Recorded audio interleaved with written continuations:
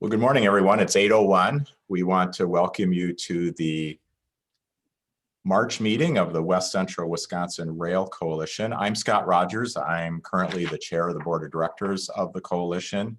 I'm also the vice president of government affairs at the Eau Claire Area Chamber of Commerce, and we have many of our board members, our organizing council people, and others joining us today. And for those of you that may be new to the coalition and attending for the first time, this is our mission statement. Our aim has been to provide leadership and coordination to develop passenger rail service through West Central Wisconsin as part of a regional strategy to ensure a balanced transportation system for long-term sustainable economic growth. So our impetus has been the economic and public benefits of passenger rail. And most of our leadership has come from the business and educational community as we've gotten started. When we talk about West Central Wisconsin, this is the area we're referring to and the line we're referring to, primarily the counties from Eau Claire and Chippewa County west to the Twin Cities in West Central Wisconsin. And this is a little bit of information about our organization, how do you reach our website, how to contact us by email. And the meeting you're attending today is the monthly meeting we have on the third Thursday at 8 a.m. really to bring information to you about the progress of our projects and other valuable information to know about the passenger rail projects. Also, if you're not already a member, if you go to the website and click the join button, it's pretty economical and you can make sure you get all of our communications. Next month, our meeting will be on April 15th at 8 o'clock. We'll have an update at that time, and our guest speaker next month is Arun Rao, who is the passenger rail implementation manager for the Wisconsin Department of Transportation, very familiar to all of us. He'll be giving an update on what's going on at WSDOT on their various projects, et cetera. We're going to have John Robert Smith from Transportation for America joining us in just a few minutes, but I did want to give you a brief update on where we are with things.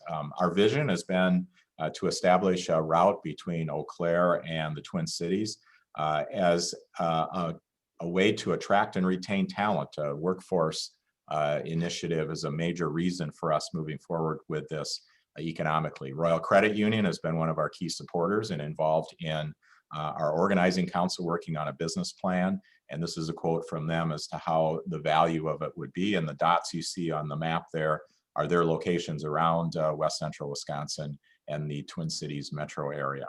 So our aim is to long-term see implemented the passenger rail routes through Eau Claire, Menominee, and Hudson River Falls. This is the map, long-term vision for the Wisconsin State Rail Plan, which is currently being updated.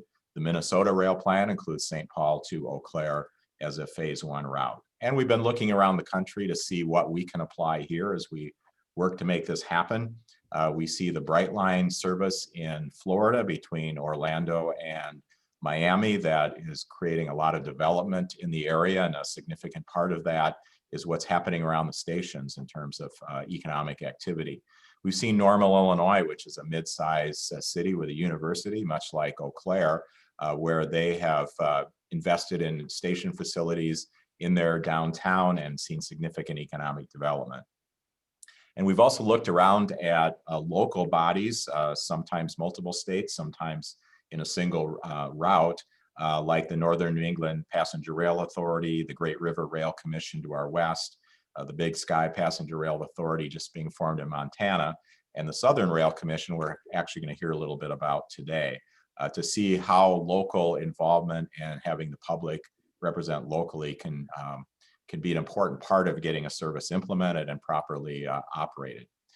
So what we've been working on is a business plan to establish what we think could be a self-sustaining Twin Cities Eau Claire passenger rail service. The idea being that a public-private partnership with a private developer, operator, and marketer could help maintain cost control, have strong marketing, and help make the service financially feasible as well.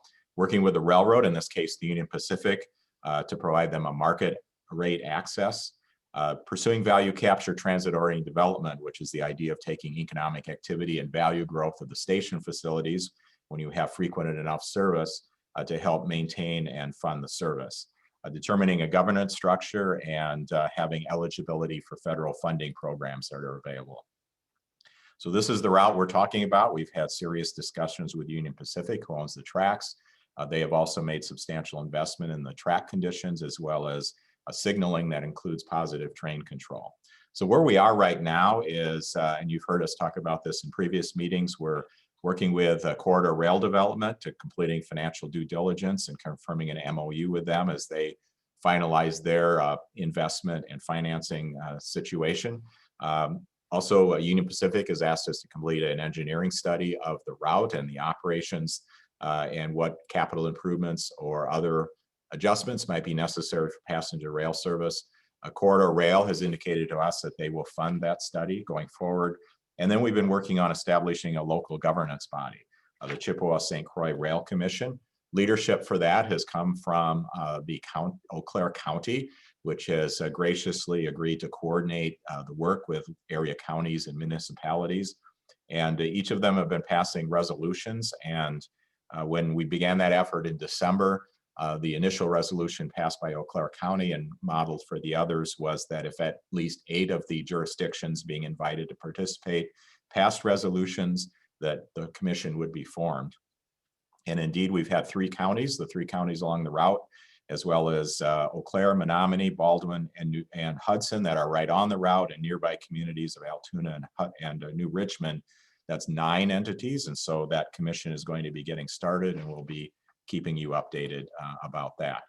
So this is, they've each passed enabling resolutions, and the vision of the commission is to look at things like identifying the public benefits of passenger rail service and other public transportation improvements in the region, facilitating initiatives to implement the service, including public-private partnerships, sponsors, operators, funding opportunities, the relationships among governments, et cetera.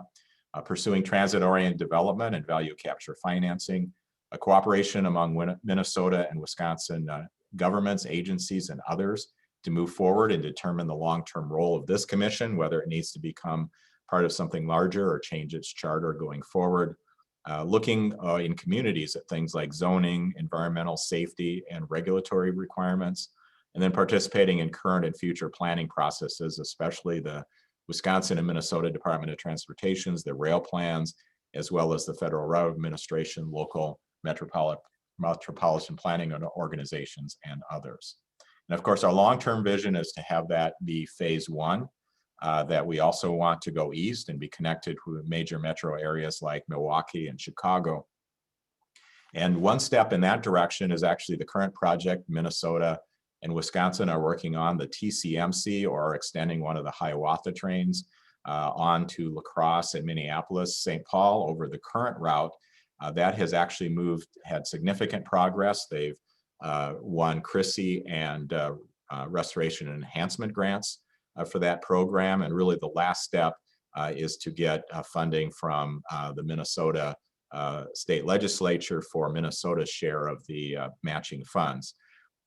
What's important there is that they do envision establishing a connecting shuttle between the Chippewa Valley and Toma, where people already frequently drive to catch the train, but that would improve mobility by not requiring you have to drive, or for those who choose not to drive or who cannot drive, it would be a great mobility to be able to buy a ticket from Eau Claire to Milwaukee or Chicago. The Empire Builder, as you know, has been running 3 times a week since last fall. But thanks to the American Recovery Plan, which we'll hear more about in a few minutes with John Robert, because that passed, Amtrak announced last week that the Empire Builder will be going back to daily service on May 24th. And just this week, the Great River Rail Commission, which is the group of cities from St. Paul down to La Crosse, announced, and in fact, this announcement came from the Minnesota Senate Republican Caucus, that Senator Jeremy Miller from Winona, who is also president of the Minnesota State Senate, has introduced a bill to fund the rail upgrades in Winona and La Crescent that are required for that service to start. And that's significant because there is a Republican-controlled Senate in Minnesota, and that's really where that funding ran into some trouble in the last legislative session. So that's a positive step. If you are interested, the Great River Rail Commission has been working with the chambers in Red Wing and Winona to do public meetings.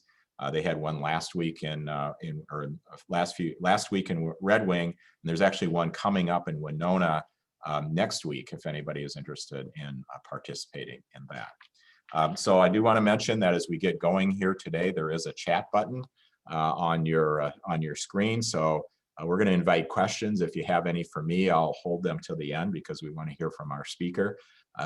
So feel free to put them there. And then as John Robert goes forward, also put your chat questions in there. Mark Quam, who is hosting the Zoom, and we appreciate his work doing that. He's our Rail Coalition Secretary Treasurer. He'll be watching the chat. I'll be watching the chat, and we're going to hear from John Robert Smith in just a minute here. And at the end of his presentation, we will have a Q&A period. So we're looking forward to that. So we'll commend that to you as well.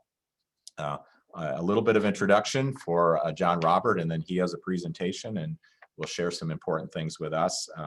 He has served since 2012 as chairman of Transportation for America, which you'll hear about in just a little bit. He advises them on strategy, capacity building, and national outreach. He served as the Republican mayor of Meridian, Mississippi for 16 years.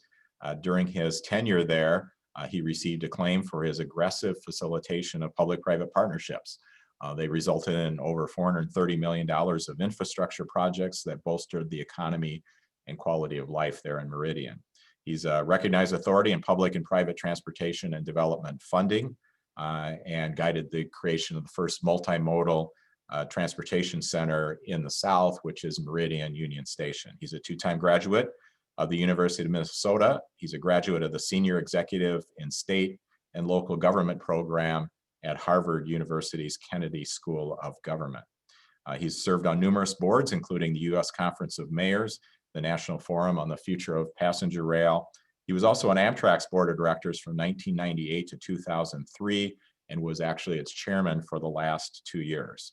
And one thing that's interesting to note, and I think he's going to talk about near the end of his presentation, he's also a passionate supporter of the arts, which is important to us here in West Central Wisconsin. He is a recipient of the Americans for the Arts and U.S. Conference of Mayors Local Arts Leadership Award. So we're going to introduce John Robert now. And John Robert, thanks for joining us, and virtually welcome from Washington to the West Central Wisconsin. Thank you. Well, thank you, Scott. And it's so good to join all of you this morning. Thank you for the opportunity to share some thoughts with you. One correction, as you can tell from my accent, I did not graduate from the University of Minnesota. I graduated from the University of Mississippi. Did I really say that? I apologize. I was reading, it was right in front of me. It said Mississippi, so. I believe so. I had Minnesota on the brain, so. Understandably. So I first want to tell you that I really appreciate the strategy that you outlined this morning for your coalition. And I think some of the points we'll discuss this morning will have direct bearing on the success of that coalition. Next slide, please. So Scott's given me a good introduction, but you should know that in Meridian, the form of government is a strong mayor form of government. So you literally manage the day-to-day affairs of the city. You appoint all of the boards and commissions, including the school board. So the powers in that small sphere are significant, and you can really get some things done there. When I was on the board of directors of Amtrak, we rolled out Acela for the very first time, but we also sustained the national system and began what we now know as the state-supported routes in the country. Next slide, please. So Transportation for America, at its essence, is a coalition of leaders at the local, state, and federal level. And we have brought those leaders together to see that their voice and their priorities are heard by the decision makers here in Washington, D.C., where I live now, and even more importantly, that we have a strong funding partner in the federal government to see that our visions at the local, regional, and state level actually can be realized. Transportation for America has a broad agenda that we're discussing with Congress right now. And to begin with, we feel that we absolutely must prioritize addressing the shameless backlog of crumbling infrastructure that we see across this country. You know, if you have a hole in the roof of your house, you don't go to the bank to borrow money to buy new wallpaper. You fix first what you have already paid for. So we call it simply Fix It First. Would appreciate your support in raising that issue of prominence among your local and regional elected officials. Secondly, in transportation, there should be performance measures so that you're making sure you address the need with the proper form of transportation. And it's all about multimodal connectivity, which is the third major point. You know, it's not always a highway. Highways are important, but so is transit, so is passenger rail.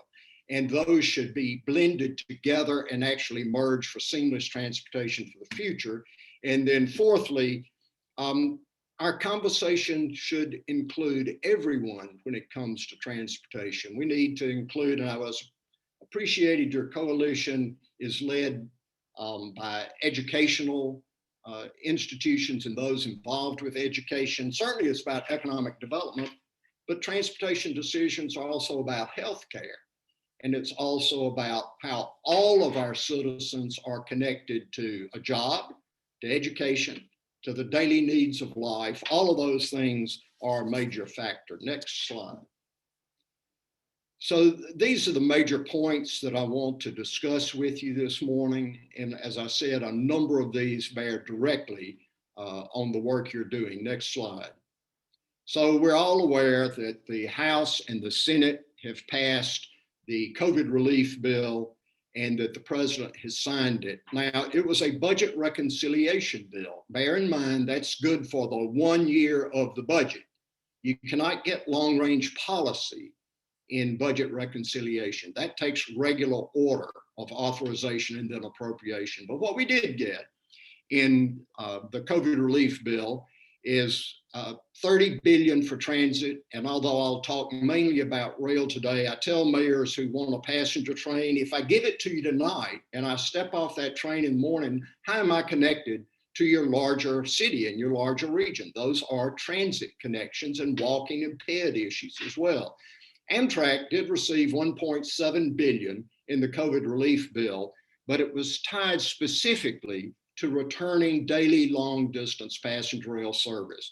And when that service was truncated to 3 days a week a year ago, we have been fighting that issue ever since. So Amtrak didn't come rushing to the decision to start passenger rail back on a daily basis. It has been a long, hard fight for a year. And when you have Republican and Democrat senators from rural states fighting for long distance passenger rail, that's what changes the dynamic on Capitol Hill. So you're going to see the Empire Builder return May the 24th, and all of the employees that were furloughed must be hired back by October the 1st. So that's a major, major win, but very hard fought. Next slide, please. So one of the issues that we have been working over the past 2 years has been the RIF loan process. Now, the RIF loan process has 30 billion, that's with a B, 30 billion of unused loan authority. Why is it still unused? Because the present structure of RIF is simply too cumbersome. So we've been working with members of Congress on both sides of the aisle to restructure RIF. And the Republicans were especially interested in this. Restructure it, streamline the process so it's much easier to use, improve the program flexibility so that the credit risk premium can be paid by the Secretary of USDOT. That's been a major sticking point. The credit risk premium actually drove the RIF loan process out of competition as you engage the private sector. This will greatly improve that. that one stipulation, then make it much more amenable to TOD, and take TOD not just from a transit-oriented development, but a transportation-oriented development. So it greatly expands the use of RIF in and around a station area. And we think that will be tremendously important, certainly important for you all with the project you've been discussing this morning. Next slide. So we mentioned the Southern Rail Commission. We provide policy advice to the Southern Rail Commission. Southern Rail Commission was authorized by an act of Congress in 1982, which makes it a special entity. The three legislatures of Mississippi, Alabama, and Louisiana agreed to form the commission. The governors make the appointment of the commissioners to the commission from each state. And I heard you mention the successful CRISI and R&E grants you received. The honest truth is both of those programs were created by the work of the Southern Rail Commission, working through Senator Wicker from Mississippi, who was ranking on commerce, and Senator Booker from New Jersey initially to create those to solve a need on the Gulf, but also address it nationwide. So they are probably the most effective voice on passenger rail that you'll find on Capitol Hill that can work both sides of the aisle. Next slide. So this is basically, these are the routes the Southern Rail Commission is interested in. Of course, the commission is served by the Crescent from New York to New Orleans, by the city of New Orleans from Chicago to New Orleans, and then by the Sunset Limited, which now runs from the West Coast to New Orleans, but does not go further east as it was. But the commission is focused on new connections, primarily at this moment from New Orleans to Mobile across the Mississippi Gulf. But also looking at Meridian to Dallas-Fort Worth by splitting the Crescent there and sending the overnight section on to Dallas-Fort Worth. And then possible connections from Birmingham through the capital of Alabama, Montgomery, down to Mobile. So those are the focal points of the commission. Next slide. And the commission has been especially successful because of these advantages. First of all, the commissioners, once appointed, that body acts independently. So that body doesn't have to go back through their individual governors, or back through their individual DOT secretaries to apply directly for federal grant programs, whether that's CRISI and R&E or the potential for the prime grant, which is in the House bill, or for any other federal grant. So they can act independently of their own states once they're appointed. And this allows them to sustain a rail vision. So I know you have direct experience with this. Think about changes in administration at the state level or at the DOT secretary level, much less with local mayors and county supervisors along the route. We're getting ready to start service along the Gulf from New Orleans to Mobile only because we've been able to sustain that vision for 15 years, 5 years very intently. And we've been through a changing cast of governors and other appointed and elected officials. And because the commission can sustain that vision, I think we're ready for victory here. And USDOT, the FRA, and Amtrak alike all understand the process of the commission. And I think they would tell you this commission has been most effective.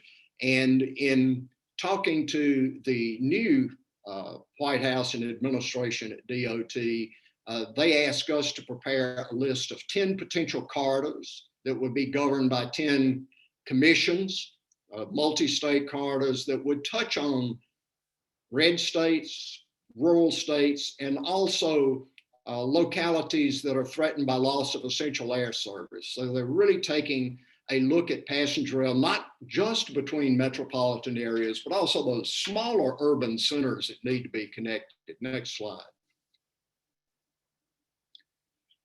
So coming from the success of the Southern Rail Commission, we were approached by several states their elected officials here in DC to say, well, how do I get some of that? I see the Southern Rail Commission listed specifically in federal language. What makes them so special?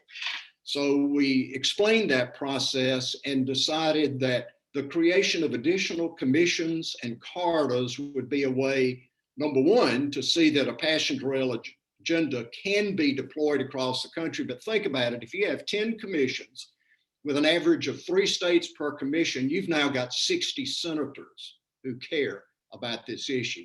You can do real business with 60 senators. So what we have proposed is the creation of those up to 10 corridors governed by commissions. Congress would authorize them. The secretary would certify them, Secretary of Transportation, and each would receive up to $500,000 annually to match the federal dollars that are put up for the commission. So in the South, the Southern Rail Commission, each state puts up $65,000 a year. So it's not a lot of money, but it gets you close to $200,000. They would be eligible to get a dollar for dollar match from the federal government of $200,000. That provides for the operating support. It provides the funds necessary to do your financial analysis of a system, hire engineers to look at infrastructure needs. They would also receive the commission's preference when applying for federal grants, because when you think about it and look at your own rail line and strategy articulated this morning, it doesn't stop within the borders of Wisconsin. It goes to other states. So we think the federal government ought to empower and reward those states that are thinking truly regional, not just about their state, but how do we connect the region? So they would receive preference when applying for federal grants. And then of course they have significant powers.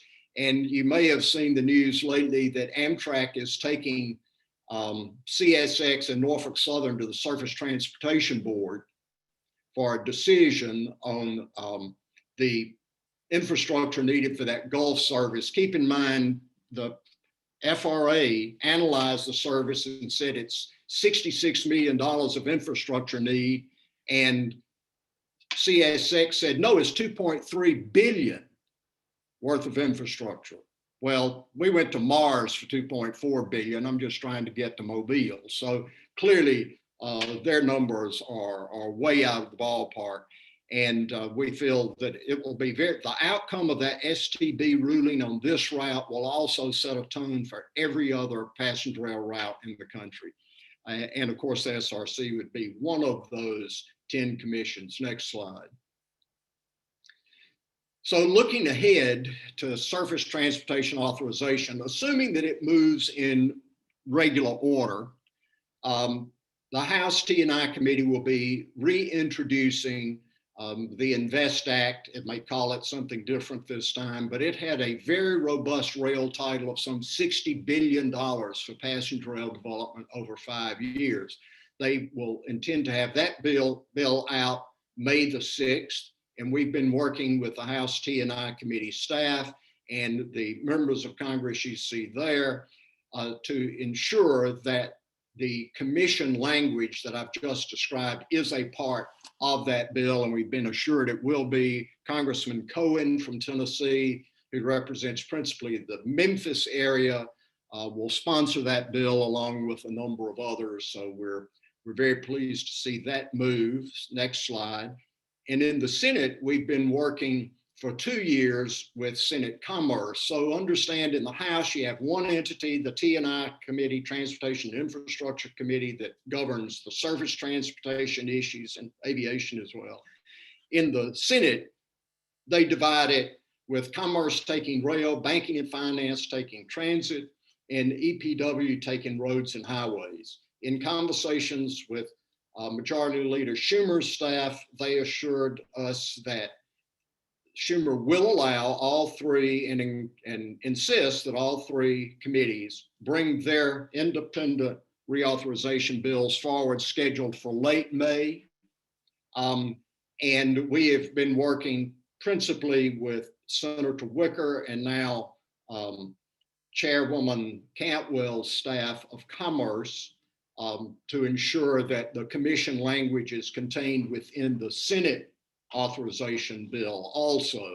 And the nice thing about Senate Commerce, if you ever watch one of their hearings and you have Senator Tester from Montana, you have Senator Rosen from Nevada, Senator Moran from Kansas, Republican, Democrat, conservative, more middle of the road or liberal, you can't tell a Republican from a Democrat when you listen to their comments about passenger rail. I think that's very encouraging for at least transportation discussions in this country. Next slide.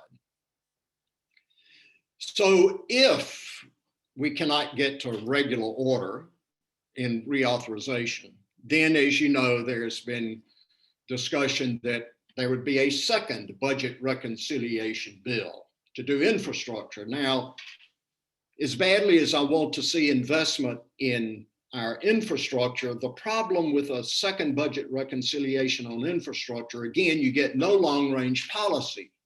So in effect, you're going to be spending a lot of your transportation dollars, because in reality, how many times can we go to Congress and say we need $1 trillion for this and $1 trillion for that? So if you push all of your transportation dollars out under budget reconciliation, then you turn around and pass reauthorization, which is where you get your policy. The new policy doesn't apply to the dollars you've already pushed out the door.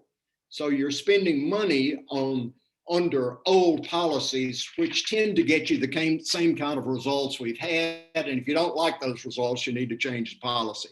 Good news is for rail, the existing policy under rail isn't all that bad. And we've already had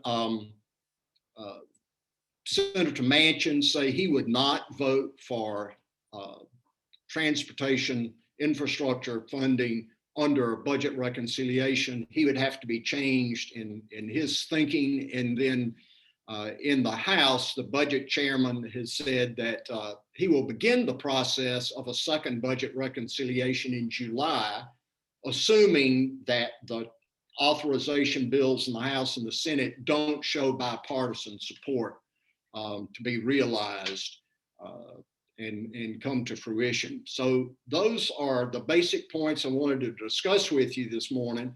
Next slide. But I wanted to talk also about the arts. They're very important to me as it's historic restoration. And in some cases, it is a resurrection. And it's about building the quality of life and the identity of your hometown and being authentic to that identity, but showing that you have a vision for where you want to be in 30 or 40 years so that that young worker can identify. So this is that multimodal transportation center we built more than 30 years ago now. And it combined passenger rail service through my community, intercity bus, which the nation's lost 80% of. We still have good intercity bus, local transit, airport connection as well. And for me, it was as much an economic development project as it was a transportation project.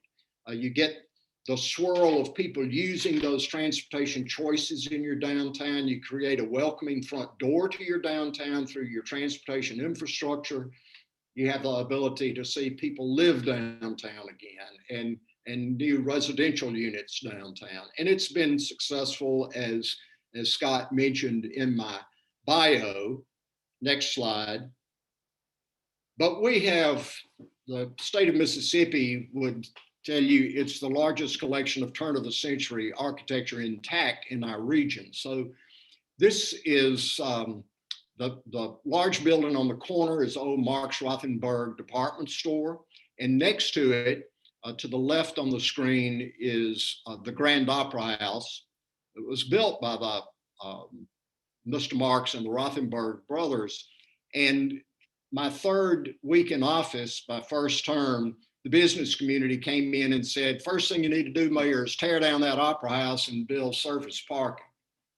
I said, well, you've got the wrong guy. So we worked for certainly the better part of 3 administrations to get to the point where we now have an educational conferencing center for Mississippi State University, which is actually located 90 miles north of us, and also restored the Opera House. Next slide. This is the interior of the Opera House. So and keep in mind, there were no windows in this building when we started. It was filled with pigeons and what pigeons deposit. And we had to start from there and return more than 30 original finishes to the Opera House. This is from the first balcony looking at the stage. Next slide. And this is from the stage looking out into the auditorium. And this was one of the few performance venues of its day, 1889, open to African-American audiences in the South. And that upper balcony was the African-American balcony, separated, yes, but all part of the same entertainment experience. And actually the best view of the stage, because no seats more than 80 feet from center stage, is in that upper balcony. So the Kennedy Center here in DC was so intrigued of what this little city was doing that they now send performers as a part of their contract from performing in DC down to Meridian to perform. So we've had the Soweto Gospel Choir, Itzhak Perlman, Wynton Marsalis and the Kennedy Center Orchestra, Hal Holbrook, who recently passed away, stepped on stage after performing Mark Twain Tonight and said he's performed all over the world, and this would have to be one of the 2 top venues because it's such an intimate theater. But imagine what it does for the people and the children of Mississippi when you bring that kind of art they haven't seen in person, most of them, ever in their lives. And we require all performers to perform a matinee for the school children of Meridian. Next slide. And then off of that, we believe we could convince you that a state of only 2 to 3 million at the most produces more artistic genius per capita than any state in the Union. The father of rock and roll, the father of country music, B.B. King and the blues. You can't study 20th century American lit without studying almost exclusively Mississippi authors. Eudora Welty, certainly William Faulkner, Shelby Foote, the list goes on. And then of course, Oprah Winfrey's from Mississippi and Morgan Freeman. So we're storytellers at our essence, and we want to showcase to the world, to you in Wisconsin, but especially to our own people of Mississippi, that there's a special talent there, and we've overlooked it and not celebrated it. So this facility is brand new.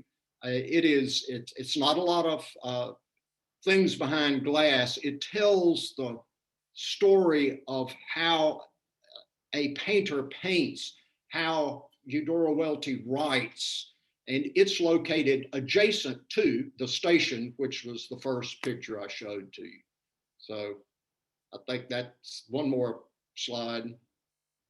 And that's you see there the station, and then the Max, which is what that arts facility is called, on the other end of the block. And I'll be happy to answer your questions.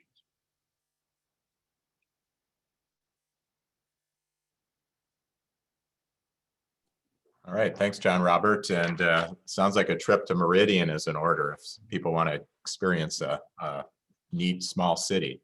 Maybe I'll remind people that if you have questions for John Robert or just in general about what's going on, please put them in the chat. I might ask you, John Robert, about the importance of passenger rail to small size cities. We're in a county with 100,000. It's maybe 250,000 in our surrounding region. We do have some air service and very little intercity bus service, but how has it been important to Meridian, and how should small cities look at passenger rail, and what can it do for their communities? Well, your economic development of the future is going to depend on you being able to attract the bright young workforce of the future. So Smart Growth America, where I also serve as senior policy advisor, issued a report, and we looked at the 500 large businesses, industries, tech centers that have moved into downtowns, including small places like Conway, Arkansas. And so we interviewed all of those 500, and of course we found what we expected. The bright young workforce doesn't want to be removed out into some hard to reach, auto-centric area. They want to live in downtowns. They're very social animals. They want to live in downtown. They want to be able to walk to work, walk to the bar after work, walk home.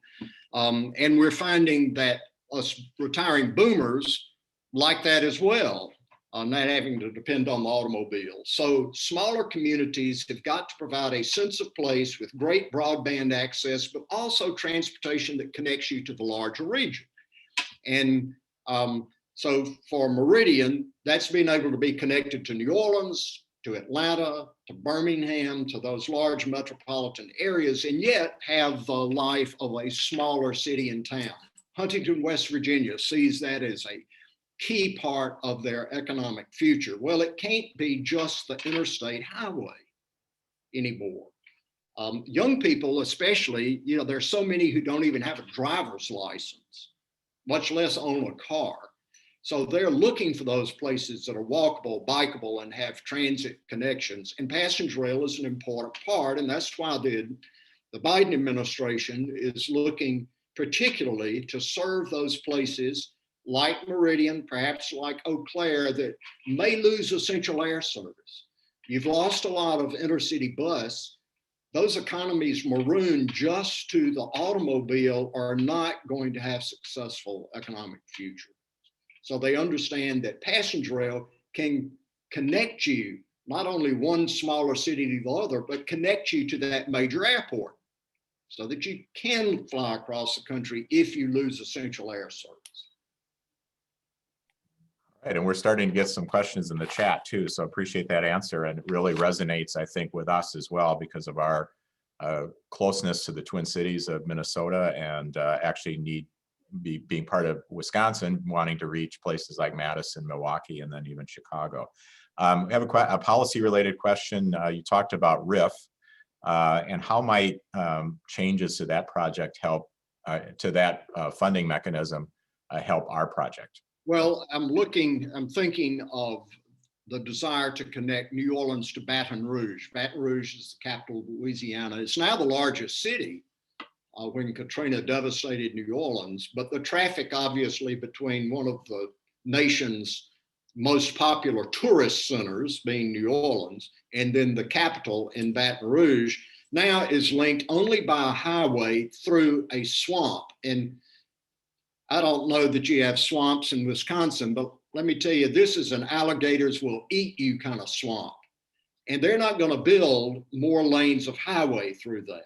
But there is rail right of way that can connect those two. So right now, Louisiana is looking at how they could leverage a 30-year RIF loan, leverage the transportation-oriented development possibilities that come with it. But you can marry that with, of course, a Chrissy grant, where now it's going to be a true 80-20 rather than basically a 50-50 when we applied and you all applied. And opportunity zones, all of those can be woven together and layered in such a way that it takes a $300 to $400 million project and greatly reduces the state's outlay and the private sector outlay to make that possible. And the private sector certainly understands opportunity zones and the good that they get financially, but with a streamlined RIF, that becomes a real asset for you to use. Right, that's very helpful. And I'm not sure about the other communities. I do know that the prospective station site in Eau Claire is within an opportunity zone. So that may be a positive. So don't look at one funding possibility. You need to stack those on top of each other. So we have a question about working with our own congressional delegation and how can we leverage that. So our U.S. Congressman here is Representative Ron Kine. He's a Democrat. He's on the Ways and Means Committee. We also have Senator Tammy Baldwin, who's a Democrat, and Senator Ron Johnson, who's a Republican. So any thoughts in terms of their positions in Congress and how we might best work with them to advance some of the things you've talked about today. The local stories compelled members of Congress to act. So they may not like your mayor, but they're going to take a call from your local leaders, and they're going to take a call from your business leaders who fund campaigns. So, but you've got to take what is an esoteric argument at the federal level and make it personal. So I think, if, in all fairness, if Senator Roger Wicker were on the phone with us this morning, he wouldn't say he woke up one morning a passionate rail advocate, which he has become, and has put a lot of his political clout into it. He did so because he heard from those local governments. When I was building that station, midway through building it, Amtrak announced they were going to cut service south of Atlanta. Well, they went one of my big modes. So I organized the mayors from New Orleans to Atlanta. We went to Capitol Hill. And after our visit, and if Trent Lott were on the phone, he would verify this story. After we left, Trent called Tom Downs, who was president of Amtrak at the time, and said, "Tom, this is Trent. I didn't know I cared about Amtrak, but apparently I do. So what do we need to do?" It's those kind of stories change their mindset because it impacts people that they serve. And I took Trent on the Crescent, and he got to see, the elderly citizens from Mississippi who didn't want to battle the highways, but they wanted to see the rest of the country, and the single parents with children traveling to see their grandmothers, and the disabled vets who could board the train and feel like they had a dignified way and a respected way of travel. And then the last car on the train was filled with children from all over Mississippi going to the Special Olympics game in Washington, D.C. with special needs. And the only way they could go was on that train. Now, I didn't select that train at random, but we walked through it. Trent spoke to everyone. And when we got to the last car, I said, "Now, do we go back and tell them this great country can't afford this train?" I had my champion. So think of the ways to make that resonate.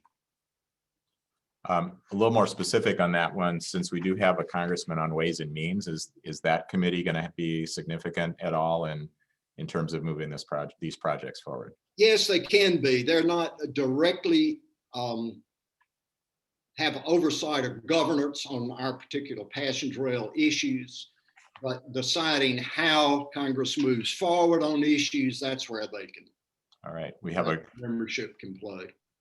We do have a comment about a trip to Meridian is definitely in order by someone else as well, so we'll have to charter a train or something. Take the Crescent down. There we go. That's on my bucket list. I haven't ridden it yet. I will say that my wife and I spent a couple of days in Jackson because we took the city of New Orleans there. We're really impressed with the Civil Rights Museum there. And so probably our next Mississippi museum we need to see is the one you have there in Meridian on the arts. So a couple other questions. This kind of goes back to the congressionally designated commissions. What would you see as the process if an area, some communities or a corridor wanted to be one of those commissions? So it's what we're doing with the Big Sky coalition or authority, and work with Dave Strohmeyer. And he's a real aggressive local elected. He's a county representative in Missoula, Montana. And they want to return service, besides preserve the Empire Builder, return service to the population centers of Montana. Montana doesn't have a city bigger than 100,000, but for Montana, they're big cities, and they're all in the southern part of the state. So they want to return that route, but they need to come from North Dakota, go to Idaho and Oregon to make it happen. So while you have one commission within the state of Montana, they recognize they need to be a part of that region. So it's easy to take a state commission and allow those commission members to represent the state as members on a multi-state commission. So keep up your good work within the state of Wisconsin, but I'd urge you to look beyond your borders and say, you know, we can actually do more by being cooperative within the region and joining a multi-state, 2 or more state commission and then get the preferred funding, you know, the matching funds for operation, those issues. And we do have in kind of, it's not really a charter yet, but the purposes of that commission to start indeed working with particularly Minnesota, where they have regional rail authorities in their counties, and to see what kind of effort needs to happen to work across the state. So so let's say that both bills come out, they get authorized. This will move quickly because obviously the Biden administration is looking at the rest of 2 years before there's an election, and who knows what happens at that point. So if regular order occurs, then you're going to see the implementation of commissions, I think, roll out very quickly. So if there's an opportunity to at least position your state to approve the ability of your governor to make appointments to a larger interstate commission, that would be time well spent. Another question on really kind of a different tack, or looking at issues a different way.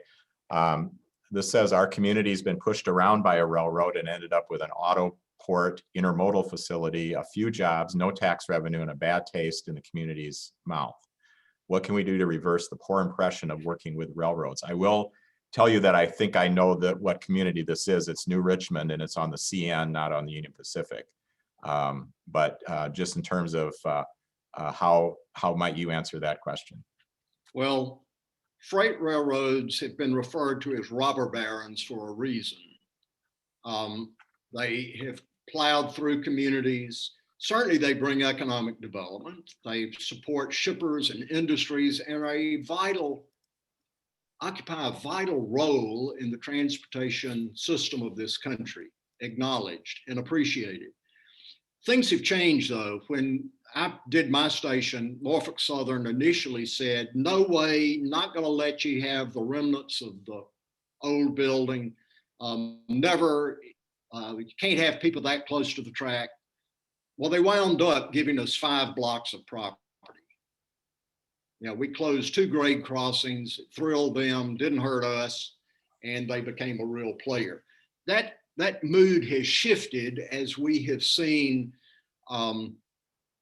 employees and leaders of those freight railroads who once did operate passenger trains have died or retired or moved on. Now you have folks in decision making that have never cared about passenger rail, and also have become, you know, they look at their stock price, not at necessarily the sustaining their infrastructure. So it's difficult to work with freight railroads. Certainly there have been examples in all of our cities where freights and city governments have allowed freights and other industries to abuse the locality, the environment, and basically take all of the revenue for themselves. This can be a new day with the new STB board and the new powers that will be granted to STB in decision making. And again, we can't continue to harbor old animosity for things that happen that we can't change or undo. We have to look forward and, all right, how can we take this difficult relationship, which hasn't always panned out for us, how can we change and make sure we don't make that mistake in the future going forward? I will say that a contrast here in our community a few years ago, Union Pacific made some major improvements to its yard in Altoona, which is actually one of the communities that's going to be on our commission. And they actively engaged the community. They had public meetings. They brought their Operation Lifesaver train, and the president of the railroad came and they named it a train town because of its railroad history. So they wouldn't have had to do that. They had every right to do all the improvements without engaging the public, which is apparently what happened in the situation that was talked about here. So there are different approaches and things happen differently. Maybe you might address, John Robert, opposition we might run into. We do have people that are skeptical of passenger rail. They say it's 19th century technology. Or you do have the not in my backyard people who emerge, and projects like Brightline that didn't even have public funding had people opposed to that because they didn't want to see the additional rail traffic. How do you answer some of those things? Well, anyone in local government, I think, would agree that any visionary project, which means something different and a different way of approaching an old problem, is going to get pushback. You've got 20% of your population anywhere you go that's going to be against whatever it is you bring up. And I wanted to include all of those voices in the decision making, but we made it clear once we have enough support to move forward, then we're moving forward. It's not about unanimity. It's about a coalition of strength to move forward. And the Union Station, I wasn't at the head of a large army of support. It was used against me in the two following mayoral elections. The numbers just got stronger, so it didn't hurt me. But just expect that if you're doing something visionary and different. The Opera House was originally going to be, well, that's just a plaything for the rich. Now they clamor to get in. In Mobile, which is the terminus of this first leg of passenger rail, there's been pushback. One of the local councilmen said it is a joyride for the rich. Well, that man has never been on a passenger train who believes that. Because if you look at who rides the trains, go in the coach cars and you'll see people for whom those are mandatory, necessary trips. They're not just trips of whim. That's why even after COVID, long distance passenger rail ridership and revenue held up better than the Northeast corridor, the state supported trains. Keep in mind that when Amtrak says ridership was down 85%, well, the Northeast corridor was down 97%. The long distance system was down, maybe sometimes in the 40s, sometimes in the 50% down.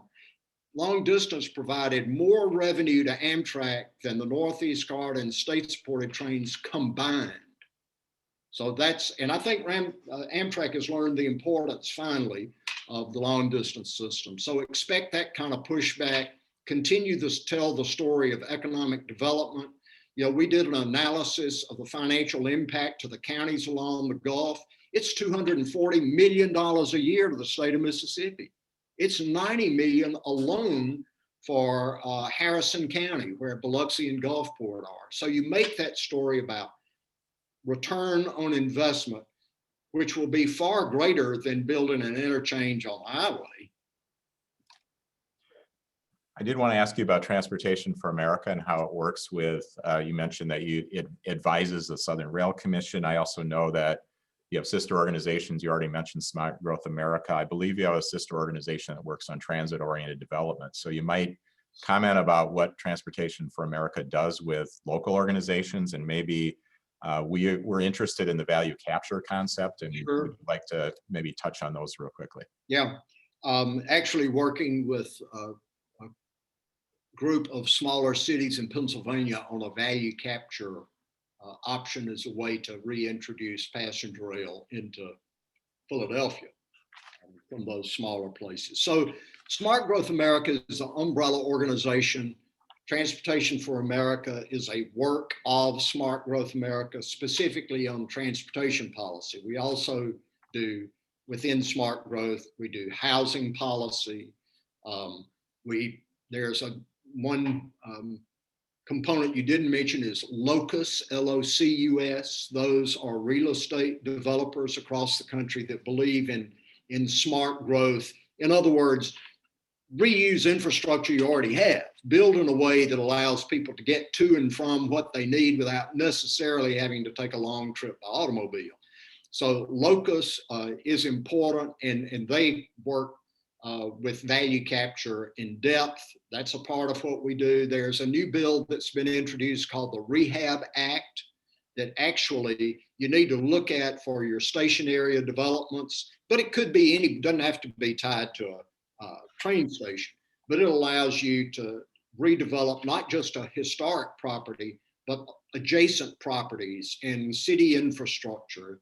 The private sector working with the local government puts together a rehab plan that can be very exciting. So look at that as well. So those are the different components that we have within the organization to address basically whoever you are, wherever you live. You ought to have a connection to the opportunities of life that you need in that place. And we believe initially the organization was focused mostly on large metropolitan areas, but we were able to demonstrate that these same issues play out in smaller urban centers. Rural America is situated around a small urban center where you go to the doctor, the hospital, the entertainment, for education, and those little economies are equally important. We did promise people we would end at 9 o'clock. It's 9:01. I do have one question we haven't asked, so we'll make sure that we do that. This questioner says, with President Biden's support of Amtrak and his focus on addressing climate change, how do you see passenger rail expansion being part of that solution? Well, it's kind of nice to be working on the president's favorite subject, which we haven't had since Lincoln. I knew the president when he was senator in Delaware, and I was chairman of the board of Amtrak. So we spent a lot of time together, and he's aware of the bipartisanship it took to save passenger rail. I think he's looking to try to achieve that same bipartisanship moving forward. And of course, the more people we get out of personal automobiles making trips and put them on, for example, that train between Mobile and New Orleans, it's a very pleasurable trip. It has a direct impact on the environment. And as I tell Republicans, okay, take out any reference to the environment in the legislation. If we build the right stuff, the environment will take care of itself. So if we're building transit and rail and focusing on that, then you're going to have the natural benefits to the environment. Don't make your opponent vote for what you want them to vote for your reasons. Allow them to get there however they get there, as long as they vote with you. Don't make them do it for what you consider the righteous reason. Well, I think we could enjoy a conversation for hours if we chose to, but we all have things we need to move on to. So, John Robert, any parting words that you'd like to give us before you go? Well, just your persistence is critical.